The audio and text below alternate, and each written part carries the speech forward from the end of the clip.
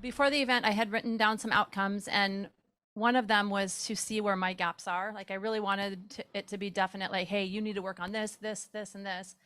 And I got that throughout the entire event. But specifically, when we talked about the qualities of a leader, mine didn't align with what everyone else was saying. Mine were very different. And mine were more like, I want someone that is fair, someone that's all I can count on to always do the right thing. And like mine were kind of more value based, and I'm missing the certainty that everybody else seemed to agree on. And that's the gap that I need to work on. But it's certainty in myself that can be seen by our team. So, how do you raise your certainty? How do you develop more self worth? And I know that's a lot of work and it's a loaded question. It's got a lot of I don't know, just information that you could give. But if you could simplify it just a little bit, how do you grow your certainty and your self-worth? What I heard you say, which is learning for me as well, but what I heard you say initially, just to kind of unpack, was that all the qualities that were written on the board, yours were a little bit, you felt polarity in that. And some of your values that you were looking for in leadership were, you said fairness. I think you said fairness. I said fairness, integrity I didn't mention, but like I want to And lead. someone that will always do the right thing. Yes. So I don't know. I would ask you is, do you find that this is some of the things that you hold yourself to? So And I then try you to be those find, things right, I understand that. And do you find that you might beat yourself up sometimes when you don't achieve them? for sure. Right. Because I think that one of the things that's so important as a leader is that we don't set goals for ourselves that are unattainable. And what I mean by that is I think it's great to have guidelines, but I'm just sharing with you from the heart. I don't have a right or wrong answer. So I'm just what I felt immediately when you said that. I felt number one is no matter how many of us, none of us will do the right thing all the time. We don't even know what the right thing is all the time. But to me, a leader makes a decision and does it, whether it's right or wrong, because if they can make a decision and do it, even if it's the wrong thing, it's better than not making a decision at all. Mhm. And if it is a wrong thing or there's backlash or we do something wrong or bad, to me, it's how do we deal with it once we do it? And this is the certainty I think that's important. And I think it's communicating with a clear, concise message, right? So I'm using like do the right thing because that's so vague and ambiguous. What you perceive as right, Natalie, through her model of the world, might not perceive the same thing as right or wrong. So I think that from a leadership perspective, and like fair is all in the eyes of the beholder, Right. So just when I heard those things, I thought to myself, those are two things that no one on earth I think can live up to. So my point being is like from a leadership perspective, all we can do is all we can do, but all we can do is enough. So if someone does not do the right thing, I think a great leader can acknowledge, you know what? Here's what happened. Here's how we're going to handle it. And I'm sorry. As long as they're clear and concise in the message, that to me creates certainty in the midst of fluctuations or the midst of mistakes.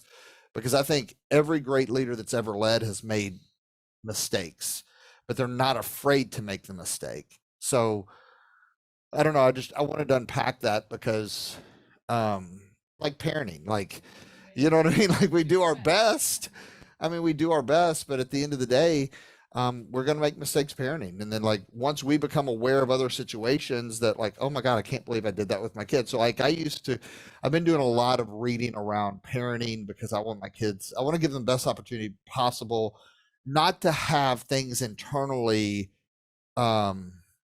limit them, And so one of the things like my youngest is sensory, he has sensory.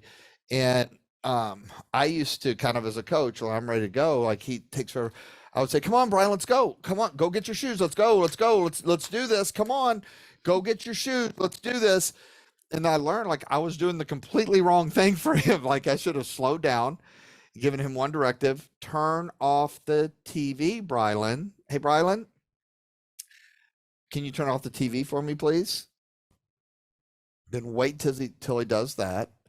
and then take the next step with him. Because what I was doing was overwhelming him in his little mind and his sensory, and it created anxiety within him. I didn't know that, but like that's not him, that's me, right? Like it's I didn't know how to properly coach him to get him out the door. And I thought I would make it fun and I'd goof off a little bit. I mean, I wasn't browbeating him, but I, you know how I do sometimes. Come on, let's like, but like he didn't respond to that. And so I know I can learn a lot from you from parenting, not because of everything you've done right, because I know with 6 kids, you've done a lot of things that you're like, oh, I got a different perspective on that now. Yeah, So ask my oldest kid about that. yeah, yeah, exactly. So, but to answer your question in terms of how do we get More certainty. more certainty, Yeah. I think certainty comes from plugging in.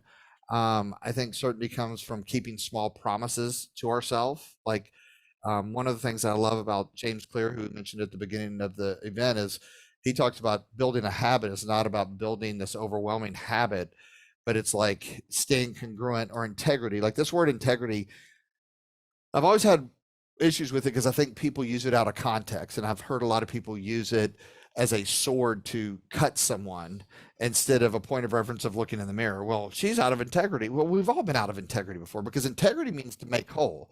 So if you've ever started something and you never completed it, you're out of integrity, right? Like, um, but so my point is like I, when I started learning that word in context, I realized so many people use it out of context. So I think part of creating certainty is stay within personal integrity of completing the things that you set out to do. And I think that if you have personal integrity, meaning you're keeping the promises to yourself, you're going to have a higher level of certainty. And I think certainty comes from action. I don't believe you can build certainty without action. So I'll ask you a question. So if I was going to tell you, how do you get certainty and confidence from shooting free throws? Well, how would you coach me? Repetition. Taking action. But could I get certainty by not practicing? No. It'd be a false sense of certainty. I mean, in my mind, I could do, I could do, I could do, I could do it. That's kind of like motivation. So I'm just telling you the tools that I use, and I think building our self-esteem is so important. Because I think that a lot of times there's a difference in self-esteem and self-confidence, and I think confidence, having certain competencies that we create repetition in, keeping promises to ourselves. And self esteem is how we think about ourselves. Mhm.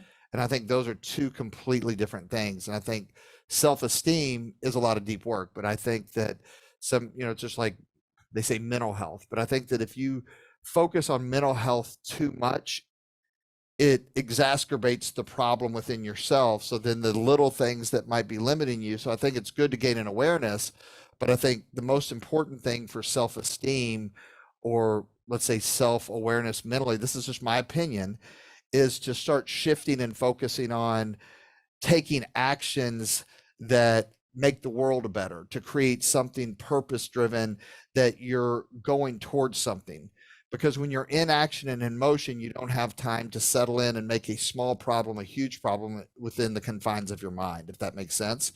And so I think sometimes some people's self-esteem issue comes because they're not actively living life for themselves. Like I saw a meme today with Gary Vaynerchuk, which some people like him, some don't, but he's a big influencer, and he talks a lot about kids and parents and relationships. And he's like, and he's real vocal about it. I don't know if you know him. I've seen his stuff. Yeah. But he said today, which I don't know why it popped up, but I'm not a big consumer of social media, but I do look at it 5 or 10 minutes a day.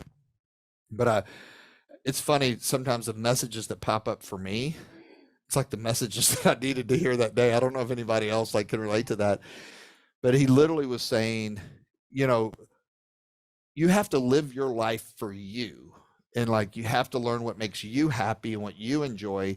And I think so many of us, because we're givers by nature and we care, and I think that that is a beautiful thing, but we end up abandoning ourselves for the safety of others, or for other people, to please other people. And I think that what pleases the people we love the most is to see us genuinely happy, but we never relate it back to that. So he was just talking to a mom on this meme, and he's like, you have to live your life for you. That's what your kids ultimately want, is you got to make you happy. And for those parents that are just living their life for their kids or for their other ones or for their loved ones or their partners, you're eventually putting yourself in a prison to be miserable. And I think self-esteem is the same way. Is that this is just my take on it, is that you can start building your self-esteem when you start focusing on actions and things that make you feel better as a person. And I think all of us feel better as a person by doing something that's worthwhile, having a worthwhile goal and moving towards something. I find myself most miserable and beating myself up is when I wasn't pursuing a goal or a dream or something that was worthwhile.